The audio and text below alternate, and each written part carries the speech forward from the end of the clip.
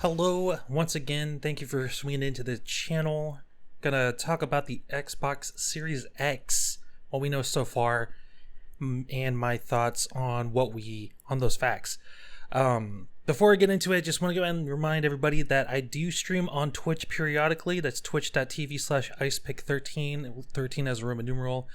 I'll have a link in the description. Come swing by, drop that follow, and hang out whenever it is I do go live. Because there's no schedule. There's no set schedule yet. So usually it's on the weekends. That being said, let's dive into it. What we know so far. Okay, so basically there's only a few bullet points here I wanted to run through. And it looks like we're going to have a release window of holiday 2020. So according to, also, but by the way, all this comes from Tech Radar. So I'll have a link to the article in the description as well. We're having a window of holiday 2020. So as Tech Radar puts it, looking at between October and December 2020, making sure that the console gets released for that holiday season. Pretty sure we're going to see a lot of sales there. That's kind of a no-brainer, right? And we're going to be seeing that PS5 launch in the same window as well. What games can you play on it? Right now, we only know about Halo Infinite and Hellblade 2.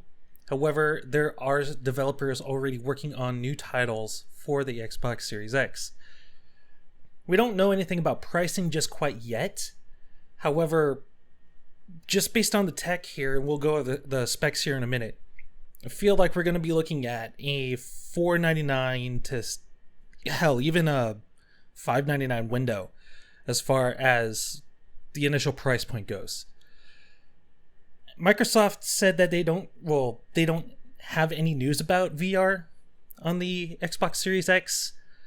And right now it looks like Sony has that locked down in the console space, but we're going to be seeing, the Valve Index. I'm pretty sure that's going to get utilized in full force once Half-Life Alyx launches, and the VR space is growing.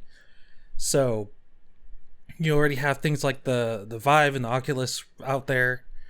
So we're just gonna have to keep an eye on that space and see what happens.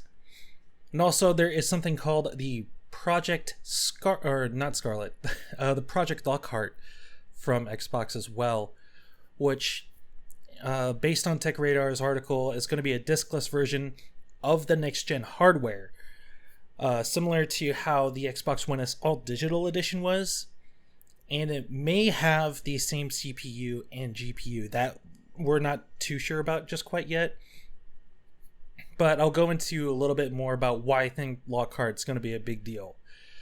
For now, let's dive into the Series X specs. I'll just go ahead and run through this and I'll come back around to a few points here.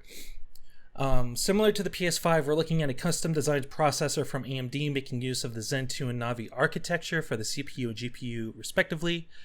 They claim that it is twice as powerful as the Xbox One X, and is capable of running games at 120 hertz, so that's 120 frames per second. We're also looking at potential 8K resolutions, ray tracing technology, an SSD for the storage, compatible with Xbox One accessories, and a physical disk drive. Alright, so coming back around to some of these points, starting with the CPU GPU. The CPU I'm really excited about because I'm just a Team Red guy right now. But seeing what Zen is able to do, even with just my processor, it's a Zen Plus processor. It can handle a lot of workflows pretty well as far as like video encoding, rendering, things like that. But it does have a space in the gaming space. I feel like it'll be a good processor to have in next-gen consoles. As far as the Navi architecture goes, I'm a little less excited about it, but I feel confident it's still going to be a decent GPU at the very least, because based on the Navi architecture, you had the, I believe it was the Vega 56 and 64 cards that AMD put out a few years ago. And those were pretty good cards in their own right. However, it doesn't really hold a candle to NVIDIA's graphics cards, especially now that you have the 2080, 2080 Supers, and you even have rumors that NVIDIA is going to be coming out with new technology later this year. And all of that supporting ray tracing right off of the bat. I'm just not as excited for seeing Navi architecture being utilized here. However, I feel like it's still going to do the job well, especially having time to modify that architecture and have a GPU that can utilize ray tracing. Is going to be interesting to see. Now, getting into ray tracing itself, I don't feel like it's a necessary thing, but it's really cool tech to see. So if that can actually give us better lighting in games and still maintain that a constant 120 FPS while playing these games, then I'll feel like we're really in the next generation.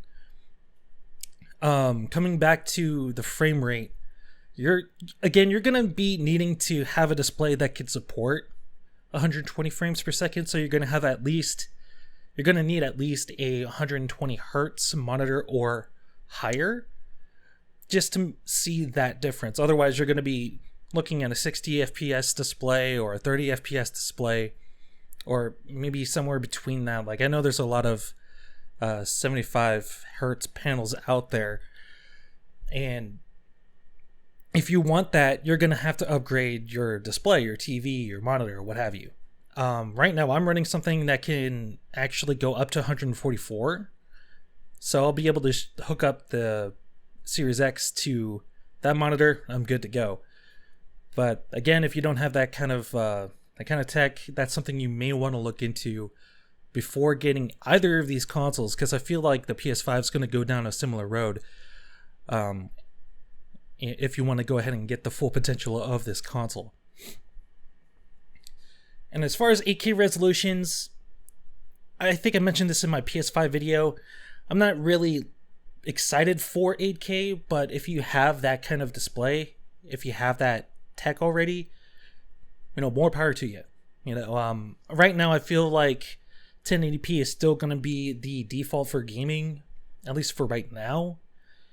I know there's a lot more people venturing into 1440p, which is something I would like to see or get myself into as well in the future. But for right now, 1080p still is pretty good space to have for gaming.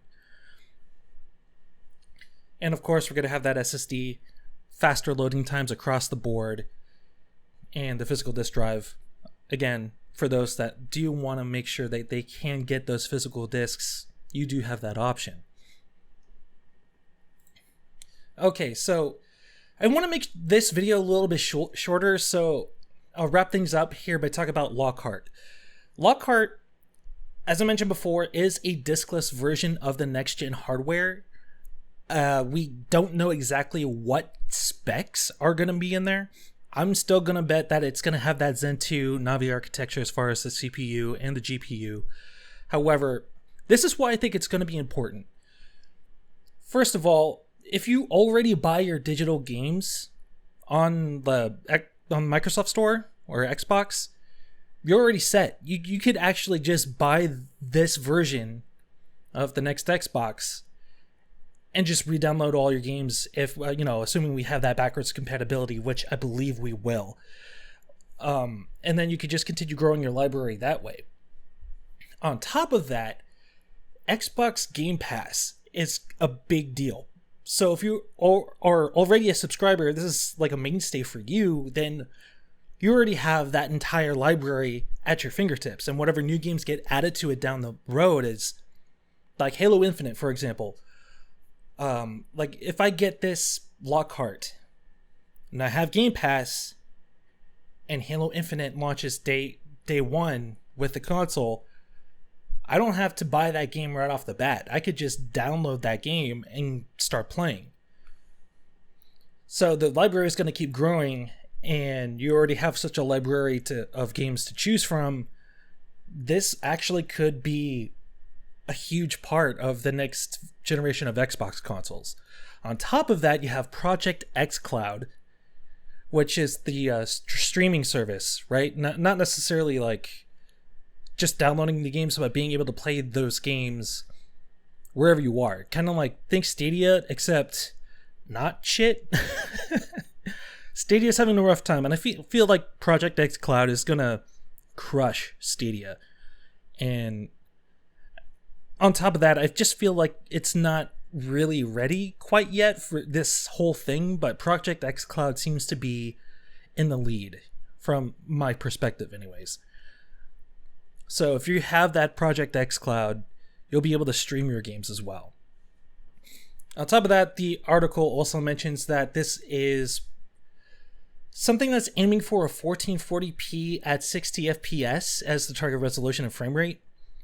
So if you're like me and you don't have the high-end displays, like the 4K or the 8K resolution displays, or if you don't have something that's 120 hertz, you only have something that's 60, right, or 75, you could still game at the 1440p and hit those 60 FPS frame rate without any dips. Hopefully that's what that means.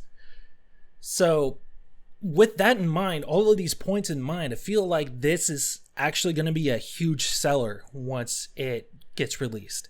And I'm pretty sure we're going to get a different name, similar to how we saw Project Scarlet turn into the Series X, which, to be completely honest, I liked Scarlet a lot more as a name. And I feel like Lockhart is a good name in itself as well, but that's not really a gamer thing, so we're probably going to get rebranded at some point in the future. Who knows? So that's just kind of what I wanted to talk about for this one, and I did want to make sure I keep this as short as possible. So let me know what you guys think about this whole Xbox Series X thing. What do you think about Lockhart? Do you think it's a big deal? Do you not? Let me know what you think down below. And before I sign off, once again, just a reminder, I do stream on Twitch, twitch.tv/icepick13. And no schedule yet. Still trying to figure that out.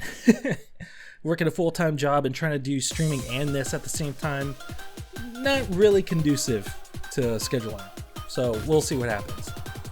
Anyways, thanks for checking out the video. Hope you have a good day, and I'll catch you next time.